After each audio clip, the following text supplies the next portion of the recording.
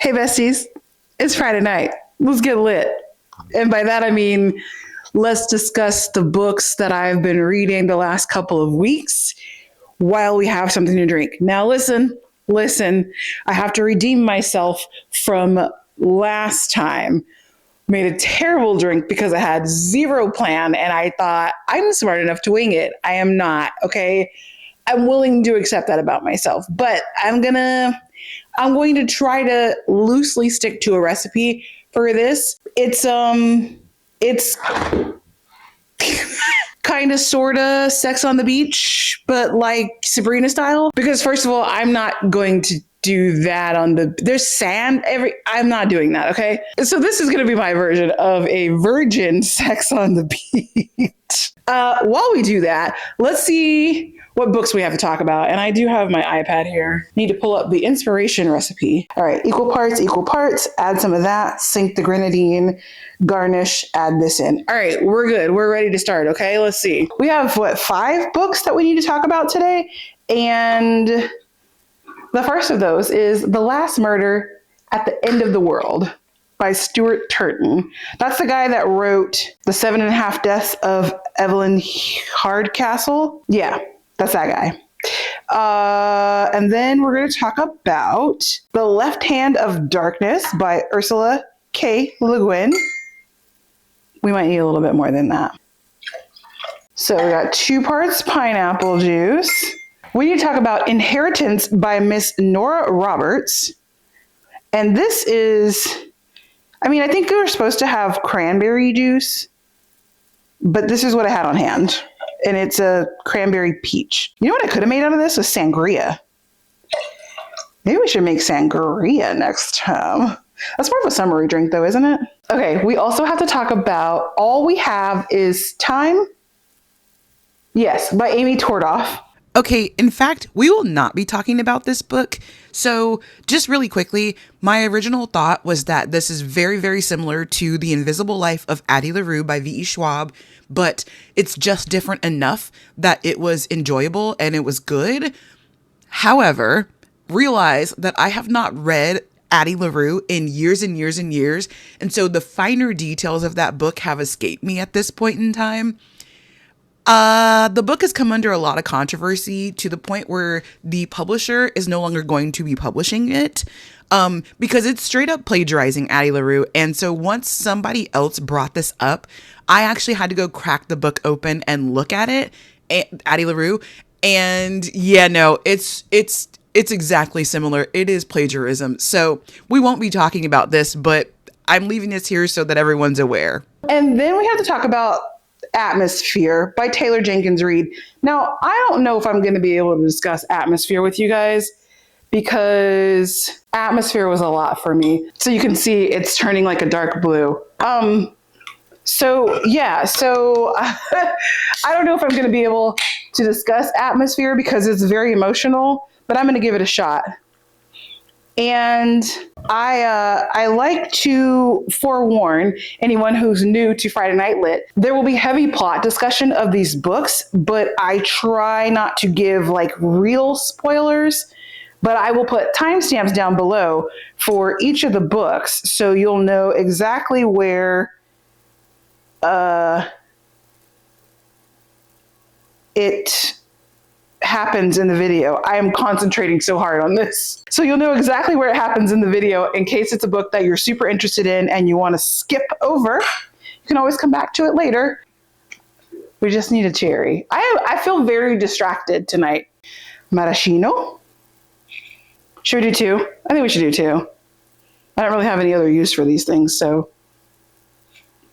Okay, you can't tell because of the nature of the cup, and I just really wanted the color change cup. But it does look very pretty. Salut. This smells incredibly delicious.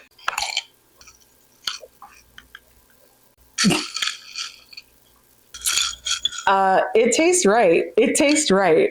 Shout out to Blue Mountain Brewery in Afton, Virginia for the cool cup. All right, we've been redeemed with the drink situation over last time. This one's actually delicious, so we're going to roll with it. So we have a lot to talk about, so I hope that you guys have got yourself a lovely little drink. I've got a mocktail. You make a cocktail if that's what you need, honey. Get a coffee, get a glass of wine, whatever you want to do, okay? Grab that, get comfy. Let's get into these books. Let's start with The Last Murder at the End of the World. I just want to read to you what it says on the back of this book really quickly. It says, outside the island, there is nothing. The world was destroyed by a fog that swept the planet, killing everyone it touched. On the island, it is idyllic. 122 villagers and 3 scientists living in peaceful harmony. The villagers are content to fish, farm, and feast, to obey their nightly curfew, to do what they're told by the scientists. And then someone gets murdered. They've never had crime on this island before, and then someone gets murdered. So, where should I begin with this book? I hated it. No, I didn't hate it. I was bored to tears is what happened. So the book, honestly, is kind of like 2 books in one. There's a book about it being the end of the world, and then there's a book about a murder. And I think for me, I have analyzed this because I'm like, why was I so bored? Like, I don't think it was necessarily bad, but why was I so bored? I think for me, the major problem is that the book about the end of the world came to a conclusion at like 55% of this book. And then we started a new book about a murder on an island. And I didn't feel like the 2 concepts were really meshed together very well. And on top of that, there were like 11,000 people in this book. And it was really hard to keep track of who was who. Now, I probably should have tabbed it, but I listened to it on audio, so I didn't tab it. It might have helped me keep track of who was who, but I don't know. Like, I was so bored. I don't know if I was invested in knowing who was who. So there might not have been too many people to keep track of. It could have just been that I was bored and didn't want to keep track of them. I don't really know. There is a countdown to the people on the island becoming extinct, and they start discovering lots of things. Like, their scientist overlords are just kind of like regular people who had money, who created this situation. Like, I don't really, it was weird. And the writing was not overly verbal. I don't know, you guys. It was just so boring. And I think I was expecting a lot more from a book that has beautiful sprayed edges, that has a gorgeous cover. I mean, even if you just physically feel the book, the words on it have a nice texture to it. It's got a nice soft cover, like the soft touch covers. The book itself is physically a specimen of good booking, but like, the part on the inside was boring. And like, the thing is I don't really have anything else to say about this because it was so boring. And I've told you as much of the plot as I can tell you without revealing the mystery, which I don't know if you care about the mystery at this point, but it was boring. And so we're just going to say that it was boring and the vibes were like a 1. I didn't care about this book, and we're going to move right along because we have so many other books to talk about. Okay. You're getting straight up unfiltered thoughts. Like, I just, whatever. I think it's the pineapple juice that really like sets it off. Like, ooh, girl, it's so good. The Left Hand of Darkness by Ursula K. Le Guin. This was fantastic. I also listened to this one on audio. However, I was not bored. And I listened to this on the same trip where I listened to The Last Murder at the End of the World. So it's not that I was just like distracted because I was driving or I didn't want, I wasn't in the mind space for an audiobook. I literally just like flipped to this one and I was engaged immediately. Okay. So it's the book. It was the book for The Last Murder. Anyway, we're talking about The Left Hand of Darkness now. We're not talking about The Last Murder. I don't know. Okay. So in this book, we have an emissary who is sent from the human world, I'm guessing Earth, to another planet that is called Winter. And his entire goal in being on Winter is to basically recruit Winter into an intergalactic conglomerate of worlds so they can dominate space and time, I guess. It's hardly important to the story. That's just what he's doing in Winter. But on Winter, the people, they don't have a particular gender and they can cycle through the genders. And so One thing that I love about this book is, first of all, I think it was originally published in 1969. Yes, 1969. And for that time period, this sci-fi concept of like no real gender fluidity was very new in terms of published work. What I love is that Ursula K. Le Guin went there. She really walked you through kind of like how it works in the world, how they reproduce, which I thought was really cool, and how they just are kind of like whatever about gender. And so a lot of it has to do with this human guy navigating that and trying to figure out how he can talk to, address people like that, but it's done in such a natural way. Like it's not like this focus, even though a lot of the book revolves around that, it's not the main character's I wish I could remember this man's name.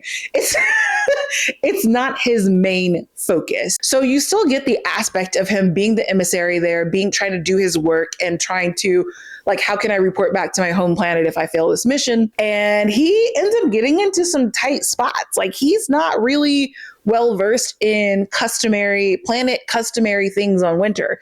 It's called winter for a reason because apparently it's hella fucking cold there. I was shivering the whole time I was reading it because the imagery, the painting of the world that Ursula Le Guin did was excellent. I was feeling it. I was shivering. I was like, girl, I need to turn the heater on. I felt immersed in the world, even though it's like a concept beyond Earth, right? So she did a good job there. And I appreciated the way that the gender fluidity was handled in that we talked at great length about it, but it wasn't made a big deal. Like, like, oh my gosh, these people are so forward and blah, blah, blah. It's just like, this is the fact of life. This is the way that it happens. And so I appreciated the way that that was done. And I thought it was done in a manner that kept me immersed in the story, no matter what. Oh, there's a poem in here, and it kind of explains the title a little bit. And so without context, you probably won't understand this, but I'm going to read it to you anyway. It says, light is the left hand of darkness, and darkness the right hand of light. The two are one. Life and death lying together like lovers in Kemmer, like hands joined together, like the end and the way. And I just thought that was beautiful. I thought that was beautiful and I wanted to share it. If you've read this book, you'll understand it, but there's some language in that poem that kind of like needs its own explanation by reading the rest of the book, because that's like near the end. That's probably 75% of the way through where you get the explanation for the title. And I just thought it was a beautiful story. And I'm a little bit, okay, so it's not part of a series, although it's part of a series. So I think the literary world has decided that Ursula K. Le Guin's books about the Hainish galaxy, I think, empire, are part of a series. But Ursula herself has said they're not. She's like, I don't know why people are calling this a series or a cycle. It's not. And she intentionally was like not really keeping up with the lore of the realm when she was writing other books that are part of the Hainish cycle. So she's like, you'll find a lot of inconsistencies because I literally don't care. So I wish that there was a follow-up to this. I wish that there was an actual like sequel, an actual series, but I do think that I'm going to read more of the Hainish cycle just because you'll get Easter eggs, she says, and then there will be like tie-ins and little bits and pieces. Oh, I guess that's an Easter egg. Why am I explaining that to you? There are tie-ins to this story, and I would just love to spend more time in winter. I need to get a nice coat and perhaps some boots and socks before I go there, but I would like to spend some time in winter myself. So I have an answer now when people say, what is a fictional place in a book that you've read that you would like to go to? I now have an answer, and it's winter from The Left Hand of Darkness. So okay, so for this, the vibes were a 5. Like I was vibing with this all the way around. Like it was incredible. It was such a delight. And I am really glad that I listened to this before, in between listening to The Last Murder at the End of the World, because I was starting to think that like I wasn't going to be able to digest audiobooks anymore, which is problematic because I drive a lot for work. And like, what am I going to do? Sing songs to myself? No, I want to listen to my audiobooks. So I think they have the radio sometimes. But all right, the next book is Inheritance by Nora Roberts. This was a library checkout. Now listen, I checked this book out in like December. I just finished reading it. I've had this on my shelf forever. The library, in fact, emailed me today and was like, Bestie, you're going to need to return the book. It's not overdue, but like I've extended it so many times. They're like, that's enough. There's no more chances for you. So I have got to take this back to the library in the morning, okay? Because they're going to come after me. They're going to come after me. And I don't really want to pay ransom to the library. Now, the reason it took me so long to read this is because I was busy reading literally everything else, okay? So I've just been busy and it's not my fault. So I hope my librarian can forgive me. Now, I will say that I finally read it and it was good. So in this story, we have a woman. We have a woman who her life is kind of in shambles. So, well, to be clear, when the book starts, I'm just going to tell y'all, she walks into her house because she's like stressed out from wedding planning, right? She walks into her house and her man is in bed with her cousin.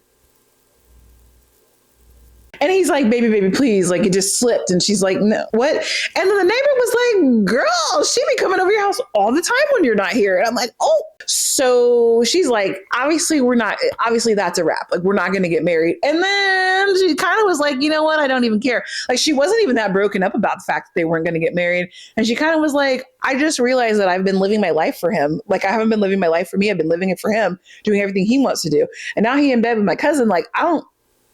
Deuces. So she kicks him out and they work together. So he's like vindictive. Like in a professional setting, he's being a little man child, which is so unnecessary. Like, my guy, go be with my cousin and leave me alone. Like, you don't have to do all this. Anyway, so she ends up leaving her job because she's like, I can't work with him. And I'm like, okay, I mean, that's you. Don't listen. It couldn't be me, honey. It couldn't be me because first of all, do not try to out petty me. I'm the queen of petty and you will lose every single time. I'm the queen of petty and I'm the queen of HR. You will lose. I'm just putting that. I'm letting you know, don't try me. Okay. But anyway, this is the approach that she took. She quit her job and decided to go freelance. Well, as this is happening, some man just shows up at her door and he's like, I am so-and-so Esquire and I represent the estate of your long lost uncle, which is hysterical because like this can't be a real book, but it is.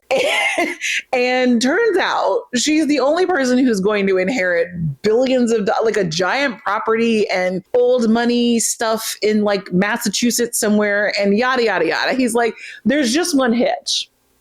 You've got to live in the house for like a year or whatever. I think it's 3 years before you can inherit everything. Do you wish to accept? And she's like, what the hell? No. First of all, I don't even have an uncle. And he's like, you do. Long lost. Remember I said that? And she's like, no, I don't believe you. But it turns out she does. So anyway, he's like, you're going to live in the house or we just going to give the estate over to the state? She's like, all right. So she packs up her stuff. She goes up to the Bay town. It's called Pools Bay. She goes up there to go live in this house. This house is haunted. Now, I told you what happened in chapter 1. She walks up in her man. Chapter 2, some lady gets killed at her wedding. I was like, this book is crazy. Nora Roberts needs to chill. But she's fine with it. Like at some point, she's basically like talking to the ghosts. So there are good spirits that live in the house, and then there are malevolent spirits that live in the house. And she's basically making friends with the good spirits. Like it's fine. And she's uncovering her family history, the family that she had no idea that she had. She's finding out some things about her dad who has passed away. She is falling in love with a man. Like all sorts of things are happening in this story. And this is the first in a trilogy. So we didn't get too terribly far by the end of this book. There were a lot of words in this book and we didn't really get to a good stopping place. At the end of the story, it's literally like this book is literally just to set us up. Like this is all background information to set us up for what's about to go down in books 2 and 3. That's fine because the reason I picked this book up is I saw book 3 when I was at Costco over Christmas. And I was like, what is this beautiful book? The cover of it was gorgeous. And I was like, oh, I want to read this. But it was like book 3. And I'm like, oh, I can't start here. So I've decided, instead of doing the thing that I would typically do, which is buy books 1, 2, and 3 and then let them sit on my shelf. I decided to get book one at the library and see if I liked it so I could know whether or not I wanted to buy it. I will say it's kind of a run of the mill story. Like, it's not anything that's like, oh my God, this is the best story I've ever read. It's not like that. Okay. It's a good story, but it's pretty average, like generic, just a story. I do not feel compelled to own the trilogy. Shock. I know. I'm going to give you a minute to recover from that.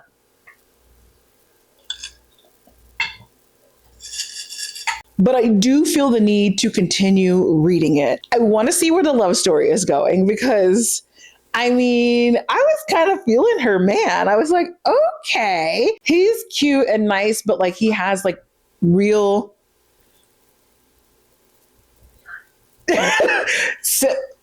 so as soon as I said I was kind of feeling her man off camera, my husband just like jumped up off the couch really quick and I was like, oh no.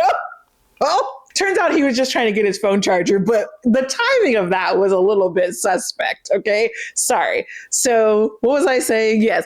Her man, like he has like, it's not like in a romance story where it's just kind of like, oh, he's the perfect man. He felt like a real guy, not a guy in a romance novel. So I was kind of feeling him and I was like, okay, girl, lock it down. And I mean, she did. It's fine. She did. But I want to see where their romance is headed. I have an idea just based on what the trilogy is about in general, but I want to see. I'm not a big, like, let me guess what's happening kind of person. I love to just be in the moment and have the story happen to me.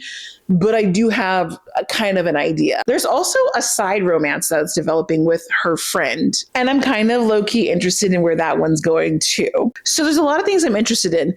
The ghost story is not the most interesting part of the plot for me. I want to know about the long lost family, but I guess we're going to find that out based on the ghosts. I think that's what's going to happen in book 2 and 3, but I don't know. We're going to find out. I'm going to see. Should I try to see if they have book 2 when I take this one back to the library? We'll see. So vibes wise, I'm giving it like a 4. I mean, I was into it. So yeah, I'm going to give it a 4 for the vibes. It was good. It was decent. It held my attention. It took me a little bit longer to read it than I wanted it to, but it's okay. This is my first Nora Roberts. You know what this needs? A little bit of lime juice. And that's not part of the drink. That's just me. I love lime juice. One more book to talk about. And that is Miss Taylor Jenkins Reid's Atmosphere. Let me tell you guys something. First of all, let me tell you that I imported the UK version of this because I didn't appreciate the cover of the American version of this book. Is what it is. I think this one's way prettier. And it's a paperback. I didn't want a hardcover. It's a paperback. So that's the first thing. The second thing is this book, if you've not read it, I want you to steal your heart before you do. Or actually don't, because I want you to experience it. The broad strokes of the story, we have Joan, who is a astrophysicist, and she applies to work at NASA in the 1980s, and she becomes an astronaut, okay? The book opens with the following phrase. Okay, I guess it's page 4, technically, but it says, she is not anxious or terrified or heartbroken. All of that will come later. Taylor Jenkins Reid has prepared us, the reader, for what is going to happen in this book. That was page 4, okay? You're prepared. You are warned in advance. But there is literally no way to be prepared for what happens in this book, okay? And within this book, we have a beautiful love story. And I had been describing this book to people who hadn't read it as the story of a lady astronaut who discovers she's a lesbian while she's working at NASA. And, which is not untrue. This is actually what it's about. There are some side stories going on in here. We get to kind of learn about all of the other astronauts that are there at NASA with her in like her cohort, and they're all super cool. I mean, they're astronauts. Like, of course, they're going to be cool. And we get to learn a little bit about her family. Now, I will say that my nieces are two of my favorite people in the whole wide world. And she has a very special relationship with her niece in this book. And I know that pulled at the heartstrings a little bit. Okay. So I was already in there like swimwear before we even got into the love story part of it. Now, in the 1980s, in the military, you could not be gay. Like, it wasn't a thing.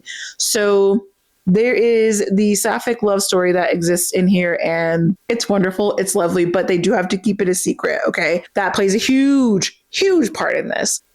You guys, it is so hard for me to talk about this book without like crying again. There are just a number, and I didn't tab the book itself, but I kept taking pictures of the parts that I wanted to come back and tab later. And I haven't done it yet because I emotionally don't think that I can handle reading through those parts of the book again. So it's just emotional devastation. I don't even want to say much more.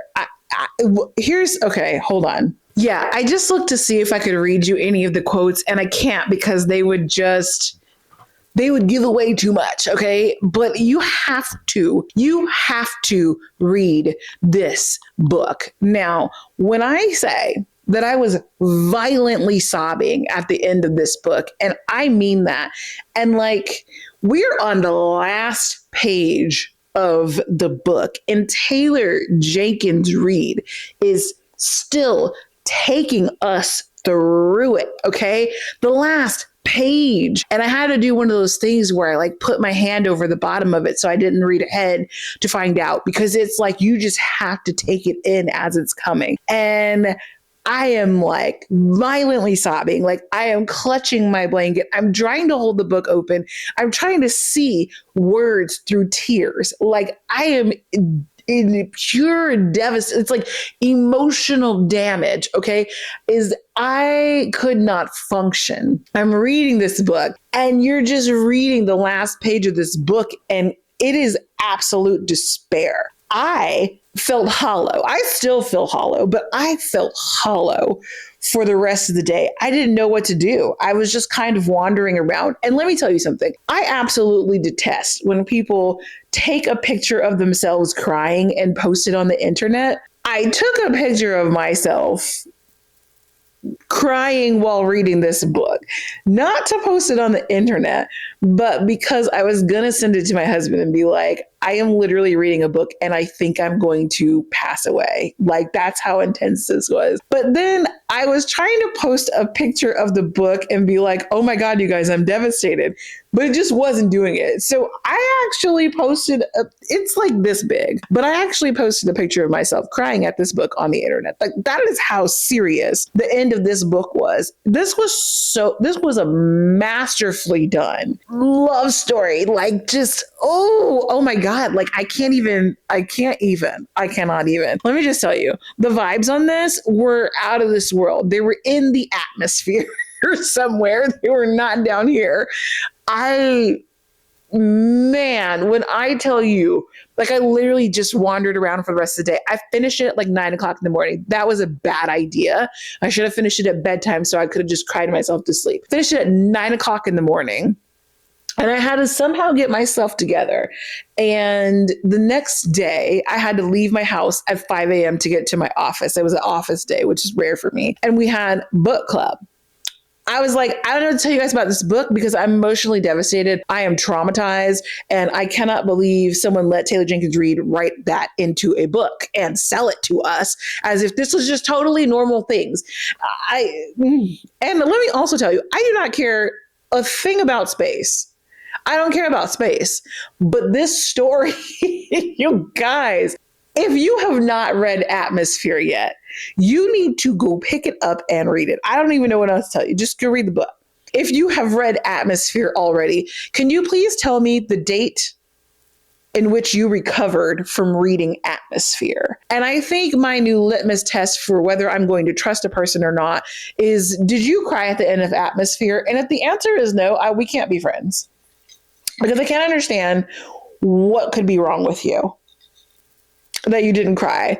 I mean, violently sobbing. Like, I don't even know. It was intense. I am still in recovery from having read this book. Just the way The dialogue between the characters in this, oh, and the story was so masterfully crafted, and like the flashbacks. Here's what I want to know. Who let Joan be Capcom? Who said, yeah, no, that's a good idea. We're going to let Joan run Capcom on this. That's what I want to know. That's someone answer me that. Can we get Taylor here to answer me why anyone would allow Joan to be Capcom? That's what I want to know. I don't even listen. I told you it was going to be really hard to talk about this book because that is how impactful, how much my life has been altered after reading it. That is crazy.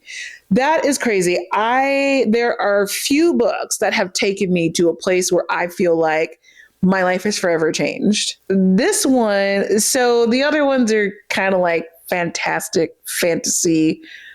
Not real. This one, I think, because it is a conceivably real thing that could happen in actual Earth life. It has literally fucked with me. Like, I don't even know where to go from here. Books don't even have meaning anymore. It's just atmosphere. Okay. And now I'm like, how? I can't. If you are in I've been personally victimized by Taylor Jenkins Reid support group, can you please send me the link? Because I'm going to need to talk this out with somebody. This is like a love letter to readers. This is perfection in a book. I'm going to stop because I'm literally not even saying anything. I'm just rambling because the book was that good and it was so all consuming. And has it been a week since I read this? It's been 6 days since I read this. Tomorrow will be 1 week. I don't know what to do with my life. So there's that. I could probably start crying about it right now if I needed to, if I wanted to. I'm holding it together over here just a little bit. So yeah, that. We're gonna stop right there. Atmosphere. Whew. The power of books, man. The power of books. I'm gonna put that book down because it's throwing me just even holding it. So those are my reads for the last 2 weeks. How did you guys do the last couple of weeks? Please let me know. What did you have to drink tonight? Let me know that as well. I'm just about done with this. It's time to eat the cherries, though. If I can get them out of this cup. Don't mind me. I'm just trying to rescue a cherry. All right, friends. Since you made it this far, thanks for hanging out with me tonight. Thanks for getting lit with me tonight. Always taking suggestions for drink recipes. I had to keep something simple this week so I could redeem myself after the last time. But I'm open to doing something a little more complicated next time. So let me know what you got and hit the like button, hit the subscribe button, maybe perchance hit the bell button if you want to. And I will see you all in the very next video.